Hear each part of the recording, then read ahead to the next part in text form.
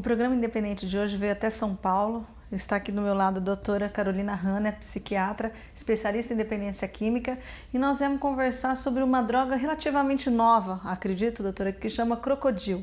É impressionante as imagens dessa droga, da deformação no corpo dessa droga, e a gente quer entender um pouco mais se é uma droga nova, se é uma dependência recente, né? E por isso que nós viemos aqui conversar contigo. O que significa exatamente esse nome, Crocodil, doutora? Boa tarde. As notícias que a gente tem visto mais alarmantes são mais ou menos recentes, né? Da segunda metade do ano passado para esse ano, até por conta de uma migração que essa droga vem sofrendo dos continentes onde ela foi, dos países onde ela foi originalmente, primeiramente encontrada, como Rússia, Ucrânia, agora para alguns estados já norte-americanos, recentemente vista no México. E é uma droga que é como se fosse uma heroína feita em casa, uma heroína caseira, né? Com esse nome de desomorfina, que é a substância onde encontraram mais semelhança entre, né, o crocodilo e a desomorfina. Então, são drogas consideradas equivalentes, mas a verdade é que os estudiosos ainda não sabem exatamente o que é essa droga, justamente por ser um componente derivado de codeína com outras substâncias tóxicas. E sendo um derivado de opioide, é uma droga que tende a aparecer dentro da trajetória de uso de dependência química dessa categoria de abuso e dependência, né, do transtorno relacionado ao uso de opioides. Então, em países onde o uso de heroína já era considerado um problema, essa droga vai aparecer realmente como uma preocupação maior, por ela ter um efeito mais potente que o dos opioides tradicionais, né? Em comparação com a morfina, o potencial analgésico dela é de 8 a 10 vezes mais potente. Ela tem propriedades de ação que facilita com que a pessoa se torne mais adicta, né? Que faça um uso mais compulsivo. Por exemplo, é uma droga que atinge um pico de efeito muito alto e, em contrapartida, ela é eliminada rapidamente do organismo. É uma meia-vida curta que a gente chama da substância. Então, a pessoa não tem nem muito tempo de querer fazer uma outra escolha, de pensar no que ela está fazendo, porque a preocupação com o efeito de abstinência é tão grande, ou a preocupação em ter esse reforço positivo do barato, né, do high, de novo, é tão grande que vira um ciclo realmente muito compulsivo. Você disse que ela está ligada a essa família dos opioides. O que são exatamente as drogas opioides? As drogas opioides são drogas originalmente analgésicas, né, que são utilizadas para vários quadros de dor crônica, principalmente, dores neuropáticas. Um exemplo maior aí dela seria a morfina. E é uma substância que tem um potencial de gerar dependência. Então, é uma substância que ela precisa ser utilizada em alguns casos médicos, mas ela sempre deve ser utilizada segundo protocolos, identificando o risco, a vulnerabilidade que aquele indivíduo poderia ter para desenvolver a dependência, como que vai ser feito o manejo, a dose, o desmame disso, a indicação. A pessoa vai ter indicação de usar por um curto prazo, longo prazo. É uma coisa complexa e... Inclusive, no Brasil, a gente não tem muitos casos ainda de dependência opioide e essa prevenção justamente deve ser feita com grupos de risco para a gente evitar que isso se torne um problema de saúde pública, que hoje a estatística é muito pequena ainda, então isso é um problema muito grave, porém ainda não pode ser considerado uma coisa tão impactante em níveis estatísticos para políticas públicas por não ser um... Agora, com a experiência que a gente tem com o uso de crack, com o uso de álcool em algumas populações, a gente sabe que a prevenção é muito importante, porque você voltar atrás de um problema como esse é um desafio para a sociedade. Então, no caso do crocodilo, então, as imagens que a gente vê na internet parece ser quase impossível, né? Porque a pessoa vai descamando, vai saindo pedaços de pele dela. É aquilo mesmo, doutora? Na verdade, as imagens são muito alarmantes, sim. Inclusive, o nome da droga deve, né, tem uma relação com isso, por esse efeito físico, né, que essa droga tem e vascular. Então, é uma droga que ela adoece a pele como um todo. A pele é um órgão que a gente tem como se fosse comparável a um órgão como o fígado, como é o maior órgão que nós temos. E o crocodilo tem uma ação na pele muito forte e causando úlceras, causando descamação.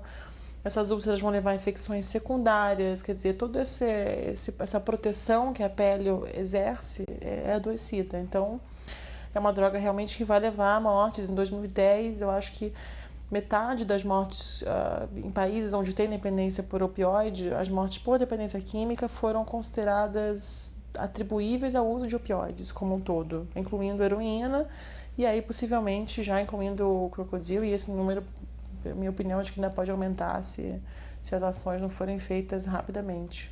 Eu não sei se você tem esse dado, mas existe tratamento para... Porque eu não sei se na primeira injeção que a pessoa faz, porque é uma injeção que ela aplica, você já começa a ter aquele aspecto horroroso que dá na pele. Teria tratamento para isso? Olha, sim, tem tratamento, né? O relato de casos que a gente já tem publicados, né? Porque a produção científica ainda é muito recente também, quase nada para essa droga. Então, a gente tem relatos de casos de evoluções que são ao longo de meses, ao longo de anos. Então, sim, deveria dar tempo de ser preconizada uma intervenção. Não só a intervenção já no momento em que a pessoa chegou no crocodilo, mas aumentar as intervenções para a pessoa que está na morfina, que está na heroína, que está nessa trajetória, como eu falei, de uso de opioides. E esse tratamento ele já existe, de fato. Ele, em vários países europeus, ele foi um vencedor aí de redução de danos de pessoas que morriam por overdose de heroína e com terapia substitutiva, com uma substância chamada metadona, todo um desmame, um tratamento complexo.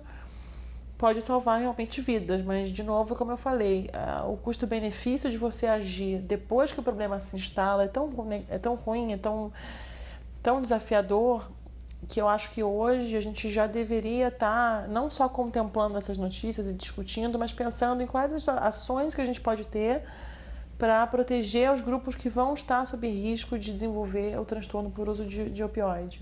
Qual seria a prevenção? Olha, essa prevenção, primeiro, acho que a identificação desses grupos. Então, a gente tem aí doenças que já são conhecidamente crônicas e que vão exigir que o indivíduo que padece da doença use os opioides. Então, por exemplo, a anemia falciforme é uma doença grave, como é de crianças,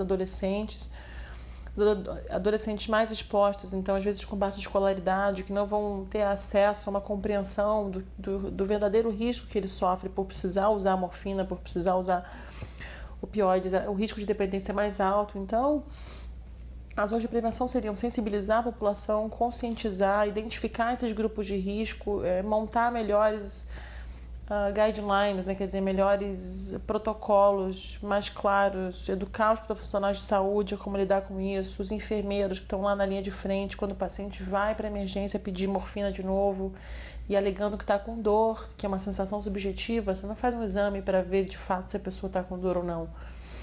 Então, quer dizer, é complexo, exige um estudo maior e uma maior disponibilidade dessas informações para as pessoas que estão na linha de frente com esses grupos, porque o número que a gente tem no Brasil hoje ainda é muito pequeno e seria um momento realmente de tentar erradicar o problema assim pela raiz, porque a evolução disso, a partir do momento que chega a heroína, que chegam as drogas que são originalmente as problemáticas, ela é muito perigosa socialmente falando, no caso do crocodilo, por conta do baixo custo, por conta de ser uma droga feita de forma caseira. E o que faz uma pessoa decidir por um uso de uma droga tão destruidora assim? Aí a gente está falando da dependência química como um todo, né? Claro que existe uma diferença, claro, entre o uso de drogas que são sabidamente menos nocivas, até lícitas, como álcool, como tabaco, ou em outros países, drogas lícitas como a maconha, drogas um pouco mais autodestrutivas, onde a pessoa talvez previamente já tenha um desapego à sua qualidade de vida, seja conscientemente ou cronicamente, a pessoa não aprendeu a valorizar isso. Então, quer dizer, são construtos que são anteriores à dependência química. Então, existe isso e existe a trajetória de quem foi exposto ao primeiro opioide, e aí o opioide já tem essa propriedade de causar dependência, quer dizer, a pessoa vai usando, daqui a pouco ela precisa de fato de doses maiores para combater a dor. Então, são essas duas linhas. Tem pensado do ponto de vista de quem precisa dos opioides e além de toda a prevenção de dependência química como um todo, com educação, prevenção ambiental, que aí é um trabalho que a gente já tem feito e precisa ser ampliado para todas as populações de risco, né? Doutora Carolina, muito obrigada pela sua participação no programa Independente. Obrigada a você, Sandra. Espero que eu tenha conseguido contribuir aí com as informações necessárias para a gente ter um embasamento para enfrentar esses problemas, né? Com certeza. E a grande mensagem que o programa Independente de hoje deixa é essa. Vamos pensar na prevenção da dependência química. É uma droga, como a doutora falou, que ainda não tem no Brasil. E o que a gente pode fazer para que ela não chegue aqui? Muito obrigada pela sua participação no nosso programa e te espero a semana que vem. Até lá! A minha história com as drogas começou com 13 anos de idade. É uma identificação com uma tribo, porque era muito tímido, muito acanhado, né? Procurei pelos amigos conhecer a droga, né? Comecei com álcool, maconha, e depois teve um casamento assim fantástico, foi o álcool e a cocaína, né? E isso durou por 21 anos, né? Eu vim me internar com 34 anos, que eu procurei ajuda.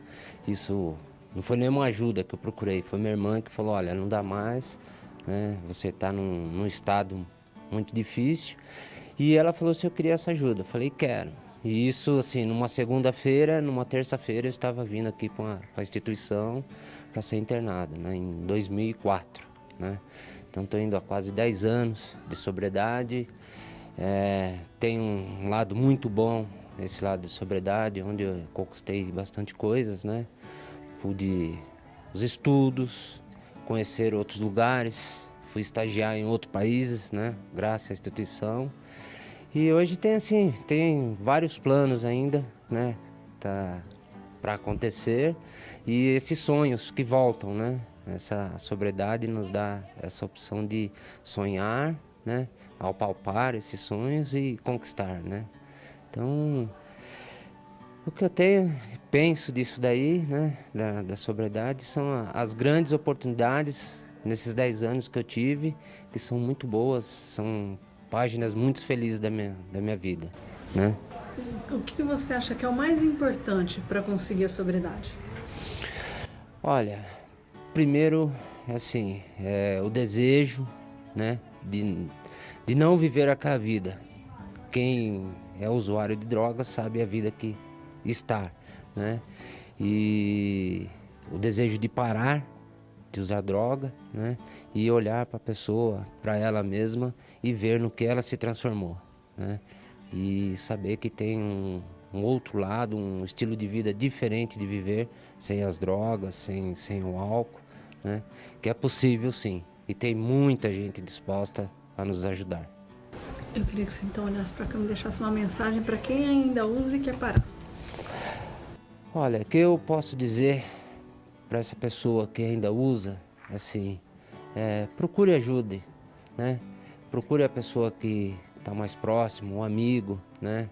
Tem os grupos, tem as instituições, que existem muitas pessoas que podem tirar você desse mundo escuro, obscuro que você está, e fazer você enxergar e conhecer um modo muito diferente de se viver, né?